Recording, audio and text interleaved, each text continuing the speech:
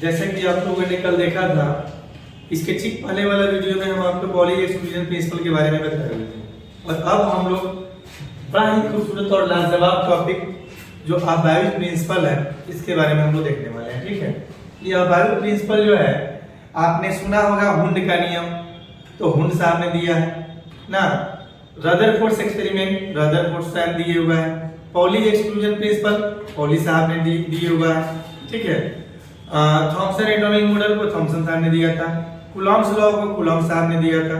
तो वैसे ही अगर आपके दिमाग में आ रहा होगा कि ये अबाइव प्रिंसिपल है तो इसका प्रतिपादन अबाइव साहब ने किया है, तो ऐसा गलत अवधारणा है आपका। ठीक है, क्योंकि अबाइव जो है किसी साइंटिस्ट का नाम वगैरह नहीं है।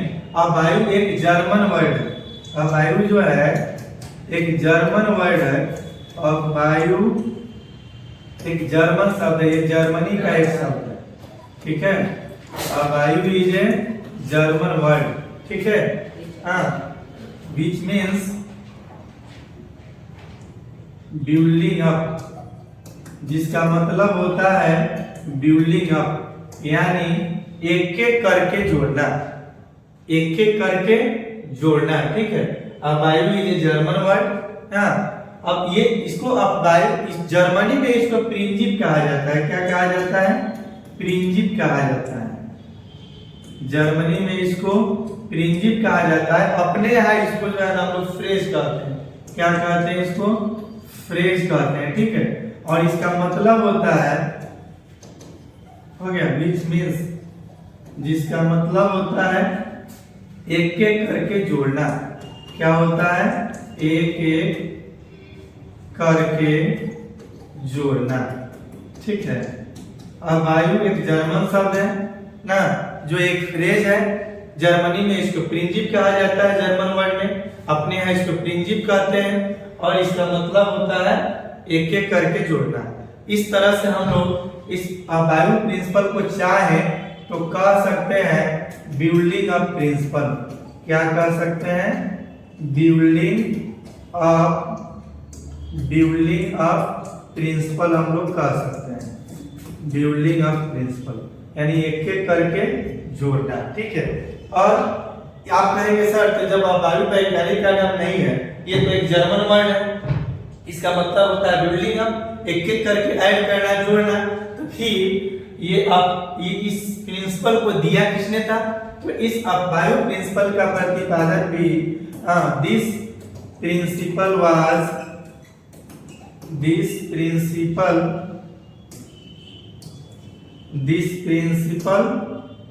was states by poly also।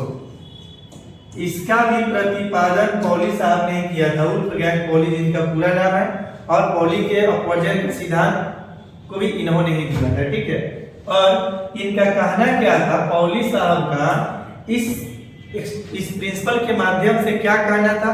ठीक है, तो इन्होंने बताया था कि इलेक्ट्रॉन पहले वन एस ऑर्बिटल में बढ़ता है। ठीक है, electron firstly field in one S orbital. Okay, फिर दूसरा का इन्होंने रूल दिया कि इलेक्ट्रॉन बढ़ते हुए ऊर्जा वाले क्रम में बढ़ते जाता है। जैसे जैसे ऑर्बिटल का एनर्जी बढ़ता है वैसे वैसे इलेक्ट्रॉन उसमें बढ़ते जाता है।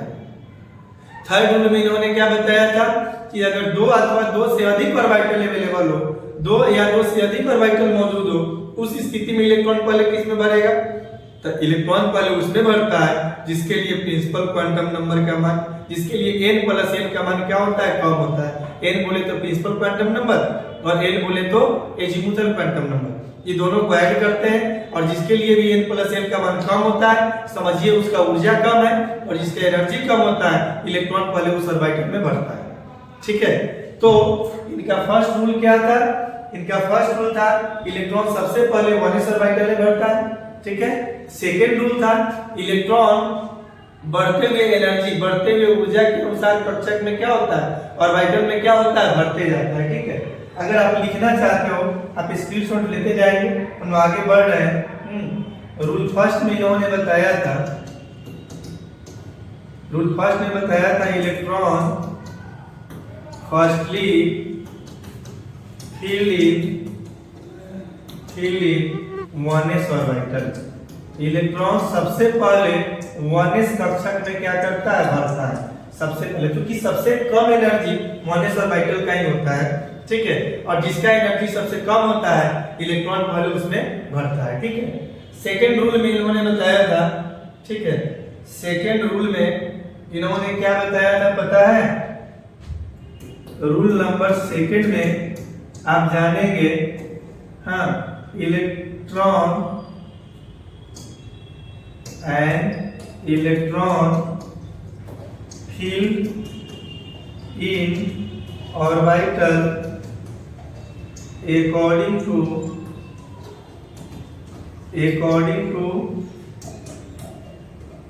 increasing energy, ठीक है।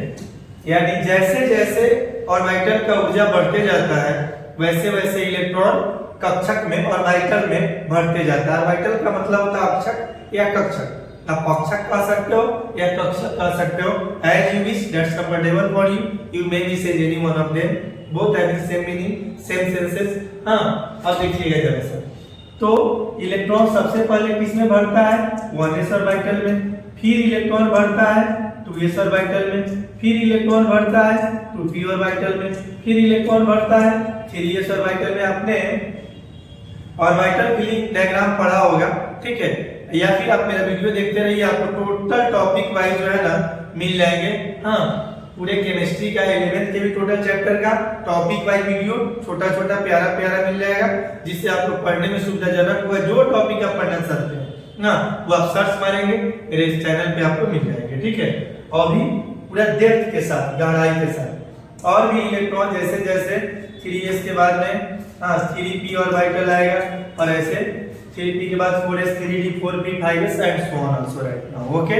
तो इस तरह से जैसे जैसे ऑर्बिटल का एनर्जी बढ़ रहा है वैसे वैसे इलेक्ट्रॉन बढ़ते जाता है, ठीक है। रूल नंबर 3 में आप देखेंगे, रूल नंबर 3 में देखेंगे, if 2 or more orbitals are present, then electron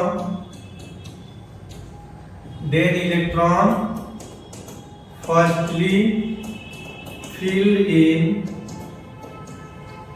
that orbital for which the value of n plus l is less, ठीक है। रूल नंबर 3 में हम लोग क्या देखें कि अगर 2 या 2 से अधिक ऑर्बिटल मौजूद हो और आपको ऑर्बिटल फिलिंग डायग्राम नहीं याद हो, systematically 1s 2s 2p 3s 3p 4s 3d 4p 5s 4d 5p 6s, अगर ये सब नहीं याद हो क्रमबद्ध, 2 को जहां तहां से दे दिया जाए ऑर्बिटल और तब कहा जाए आपको बताइए इसमें इलेक्ट्रॉन पहले किस में भरेगा। जैसे आपको दे दिया गया 3d दे दिया जाए और 5p दे दिया जाए, ठीक है, और पूछा जाए कि बताओ पहले दोनों ऑर्बिटल में इलेक्ट्रॉन पहले किस में भरेगा, तो सिंपल सी बात है, हम लोग n प्लस l का मान निकाल लेंगे। n क्या है, प्रिंसिपल क्वांटम नंबर, जो पहले आपको बताया। l क्या है, एजीमुथल क्वांटम नंबर। और आप सभी को क्वांटम नंबर में ये बात बताया गया था कि n ऑर्बिट नंबर को इंडिकेट करता है, प्रिंसिपल क्वांटम नंबर, ठीक। और d के लिए l का मान, एजीमुथल क्वांटम नंबर का मान 2 होता है। आप ऐड करेंगे 5 हो जाएगा, यहाँ n का मान 5 हो गया, प्लस p के लिए l का मान 1 होता है, ऐड करेंगे 6 हो जाएगा।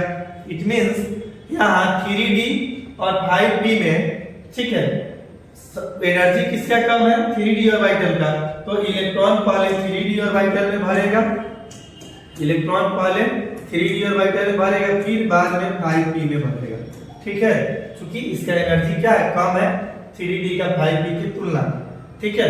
एक और एग्जांपल से हम आपको समझाने का प्रयास कर रहे हैं, ठीक है। एक और एग्जांपल हम लोग देखेंगे 4s और 3d, ठीक है। इसमें तो ज्यादा करके बच्चों लोगों को प्रॉब्लम होता है जब 4s और 3d का जो मैटर है, हाँ, आप लोग को कई एंगल से हुंस के रूल में भी बड़े पैमाने पे इसके बारे में बताया जाना है, या हमारे मेरे आप हुंस रूल को भी देखेंगे, हाँ, इसके जस्ट बाद वाले वीडियो में आएगा तो आपको मजा आ जाएगा, ठीक है। ये 4s के लिए तो आप देख लीजिए 2 या 2 से अधिक ऑर्बिटल अगर मौजूद हो, ठीक है, तो उस स्थिति में n प्लस l का मान हम लोग निकालेंगे। और जिस ऑर्बिटल के लिए n प्लस l का मान कम होगा, इलेक्ट्रॉन पहले उस ऑर्बिटल में भरेगा। ये अबायो प्रिंसिपल के माध्यम से पॉली साहब ने क्लियर किया था। n का मान 4 के लिए 4 हो जाएगा और s के लिए l का वैल्यू 0 होता है। n का मान यहाँ 3 हो जाएगा और d के लिए l का मान क्या होता है 2 होता है। आप ऐड कर लीजिए, ठीक है, तो यहाँ 4 हो जाएगा, यहाँ 5 हो जाएगा। तो आप पाएंगे कि सर 4s का ऑर्बिटल का ही ऊर्जा कम है 3d के तुलना में। इसीलिए आप देखते होंगे कॉन्फ़िगरेशन लिखते समय इलेक्ट्रॉनिक कॉन्फ़िगरेशन आपको सबसे पहले 4s में इलेक्ट्रॉन भरना पड़ता है, फिर बाद में 3d में, क्योंकि 4s ऑर्बिटल का एनर्जी 3d ऑर्बिटल के तुलना में क्या होता है, कम होता है। सिंपल सी बात है, आपके घर में बहुत अच्छा चीज बना, बहुत जो है ना आपका पसंदीदा कोई जो है डिश बनता है, ठीक है, उसको घर में छोटा बच्चा है अगर कुछ जिद करता है, आपको अपने अरमान पे थोड़ा सा जो है ना पत्थर रख करके पहले बच्चों को देना पड़ता है। फिर आप सिंपल सी बात है, इलेक्ट्रॉन का डिस्ट्रीब्यूशन जो वैसे ही होता है, जिस ऑर्बिटल का एनर्जी कम होगा इलेक्ट्रॉन पहले उसमें बढ़ता है, फिर जो है ना, और फाइनली चौथा रूल्स में हम लोग चलेंगे। आशा करते हैं कि समझ में आ गया होगा। रूल नंबर 4 में हम लोगों को देखना है, ठीक है। आप कहेंगे सर अगर 2 या 2 से अधिक ऑर्बिटल मौजूद हो, ठीक है, अब सब के लिए n प्लस l का मान समान हो जाए, उस स्थिति में हम लोग क्या करेंगे, तो उस स्थिति में इलेक्ट्रॉन पहले उस ऑर्बिटल में भरेगा। आप याद रखेंगे जिसके लिए n का मान कम होगा, I mean principal quantum number का मान कम होगा, ठीक है। इफ 2 और more orbitals having equal value of n plus l, then electron firstly fill in that orbital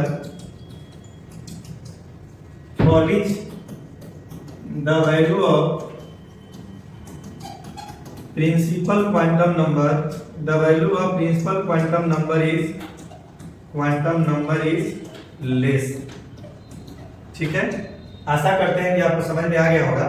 यदि 2 या 2 से अधिक ऑर्बिटल मौजूद हो, तब इलेक्ट्रॉन सब के लिए, उन सभी ऑर्बिटलों के लिए n प्लस l का मान सेम हो जाए, तब इलेक्ट्रॉन पहले उस ऑर्बिटल में भरेगा जिसके लिए प्रिंसिपल क्वांटम नंबर का मान क्या होता है, कम होता है। अब कहेंगे सर एग्जांपल के साथ आप बताइए। हां, तो आप देखिए जरा सा, अगर यहाँ पे क्या हो जाए 3d हो जाए, क्या हो जाए, और 5s ऑर्बिटल हो जाए, दो अलग अलग ऑर्बिटल हो गया और हमको पता नहीं है किसका एनर्जी कम है, तो आपको चेक करना है कि इलेक्ट्रॉन पहले उस ऑर्बिटल में भरेगा जिसके लिए एनर्जी का मान कम होगा।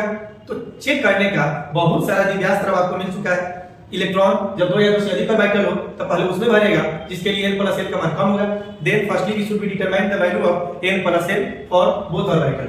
ओके, तो यहां n प्लस l का मान 3d ऑर्बिटल के लिए निकालेंगे और 5s ऑर्बिटल के लिए निकालेंगे, ठीक है। तो यहाँ n का मान 3 हो जाएगा और d के लिए l का मान 2 होता है। ऐड कीजिए, 5 हो जाएगा n प्लस l का मान। यहाँ क्या हो जाएगा, फिफ्थ ऑर्बिट के लिए है तो s का मान 5 और s के लिए l का वैल्यू 0 होता है, यहाँ 5 हो जाएगा। अब बताइए थर्ड रूल से तब इसको सॉर्ट आउट नहीं कर सकते हैं। थर्ड रूल में तो बताया गया था अगर 2 या 2 से अधिक ऑर्बिटल हो ना, तो इलेक्ट्रॉन पहले हम उसमें भरते हैं जिसके लिए n प्लस l का मान कम होता है। और यहाँ तो 2 अलग अलग ऑर्बिटल है और दोनों के लिए n प्लस l का मान भी सेम हो गया, तो फोर्थ रूल इसीलिए तो बताया गया है। अब पहले इलेक्ट्रॉन उसमें भरेगा जिसके लिए principal quantum number, it means n का मान क्या हो, कम। तो n का मान यहाँ कितना है, 3 है, यहाँ n का मान कितना है, 5 है। Then electron first will leave 3d orbital and after then 5s orbital. तब इलेक्ट्रॉन पहले 3d ऑर्बिटल में भरेगा फिर बाद में 5s ऑर्बिटल में, ठीक है। एक और एग्जांपल हम आपको समझाते हैं, हां, पूरा स्पष्ट हो जाए। अगर यहाँ 5p हो जाए, ठीक है, यहाँ 4 क्या हो जाए, d हो जाए, ठीक है, और यहाँ 6s हो जाए, ठीक है। अब तीन दो ऑर्बिटल हो गया, ठीक है, तीनों डिफरेंट है। अब इसमें तीनों में चेक करना है कि इलेक्ट्रॉन पहले किस ऑर्बिटल में भरेगा, तो हम लोग n प्लस l का वैल्यू निकालेंगे। n क्या है, प्रिंसिपल क्वांटम नंबर, l क्या है, यूनिवर्सल क्वांटम नंबर, ठीक है। यहाँ n का मान 5 हो जाएगा।